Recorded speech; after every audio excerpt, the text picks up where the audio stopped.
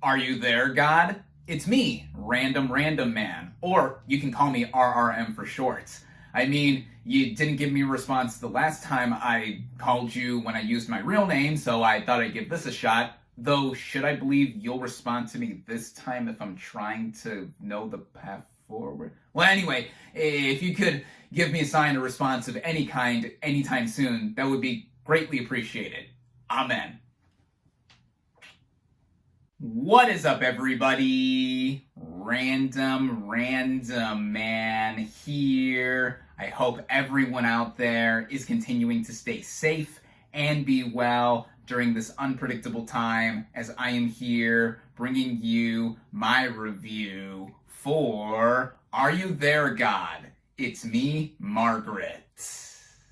Based on the 1970 novel of the same name by Judy Blume, the plot of this coming-of-age period dramedy basically follows our title sixth grader, played by Abby Ryder Forston, who moves with her family from New York City to the suburbs of New Jersey and goes on a quest to discover her religious identity.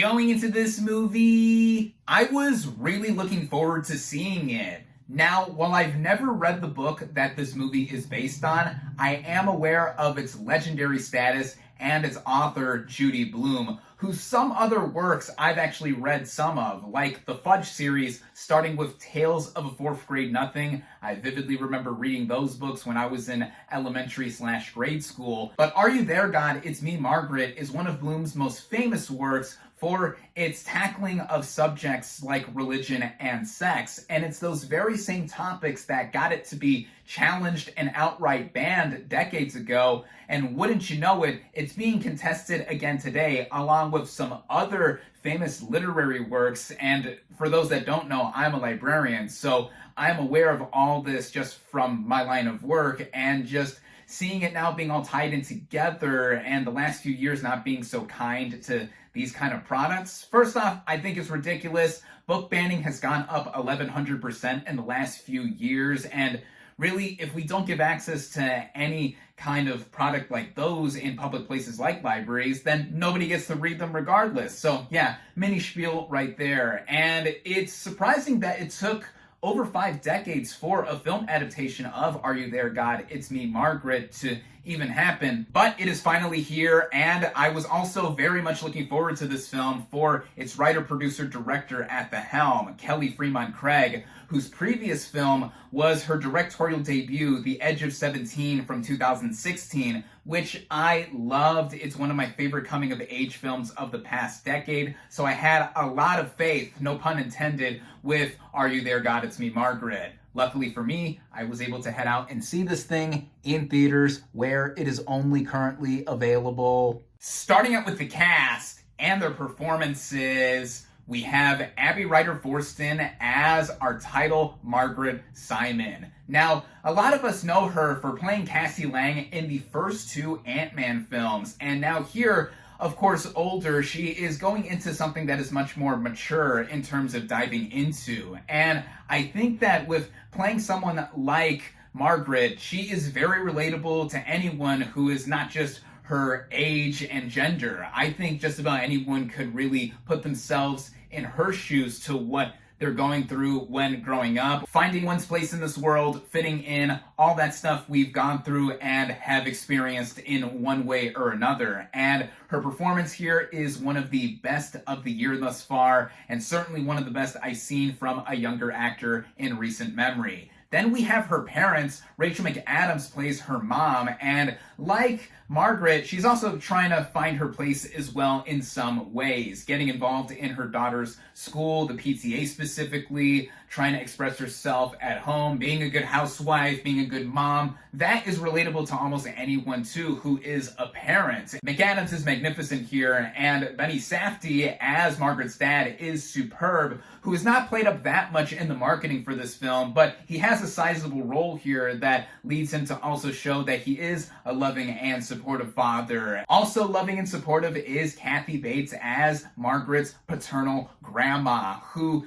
has a lot of scene-stealing moments here, a lot of sass. She is a class act and got a lot of laughs out of myself and the audience I was with. even other actors that pop up here and there with roles big or small, I think help create the atmosphere and world building with this period piece. And speaking of that, getting into the writing and by extension directing from Fremon Craig, like she did with The Edge of 17, she really puts us in the perspective of a teen or preteen girl in this case to where she is moving to a new place, and it's something that is a change for herself, also to her parents and the glimpses that we see here and there. But with Margaret at the forefront, seeing her at a new school and making some new friends instantly with this secret club and 3 other girls from her school being a part of that as well, it shows that almost anyone at any point in time can really put themselves into this kind of perspective. It is instantly timeless, as the book has been touted many times over as well.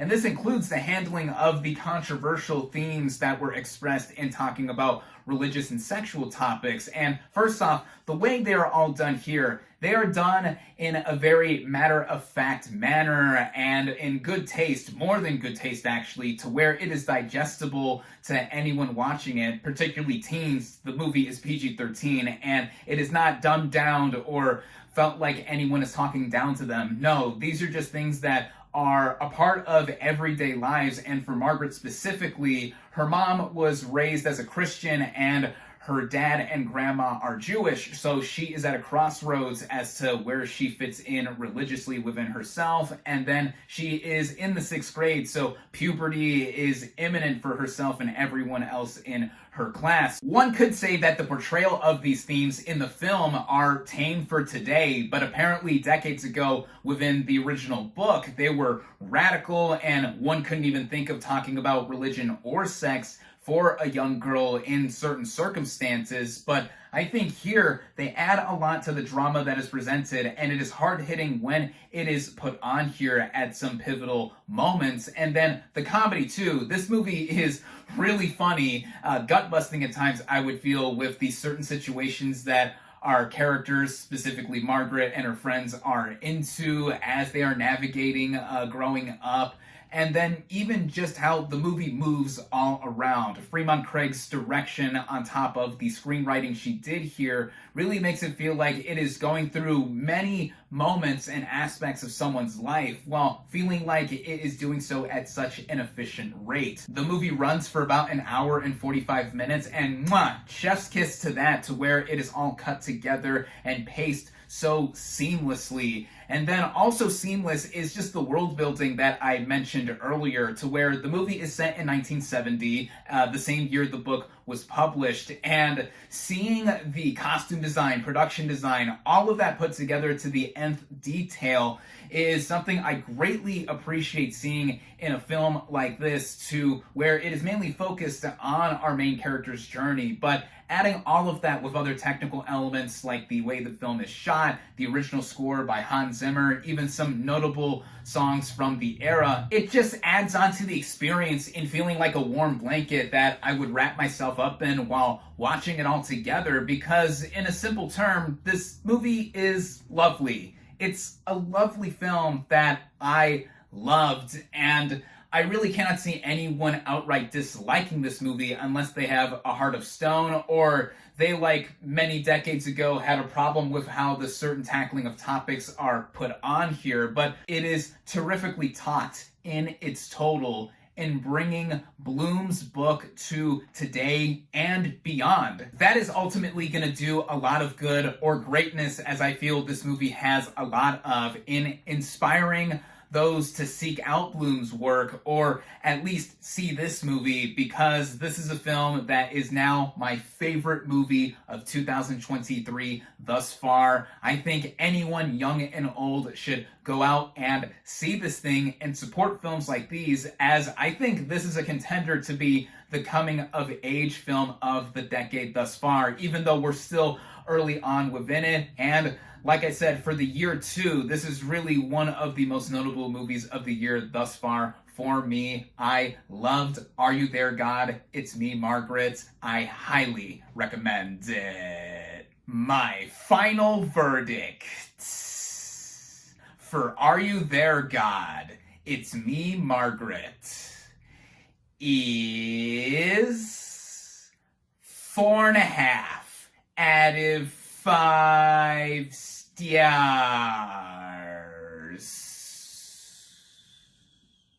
Thank you all, as always, for watching. Be sure to like this video, comment on what you thought of Are You There, God? It's me, Margaret. Social media links in the description. Subscribe to my channel for more, and I'll catch you on the next movie review.